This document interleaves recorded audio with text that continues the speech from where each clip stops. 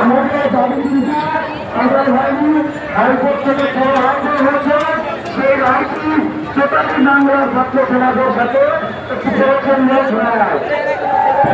এই রায় সারা বাংলার ছাত্র সমাজ বিরাট প্রত্যাখ্যান করেছে।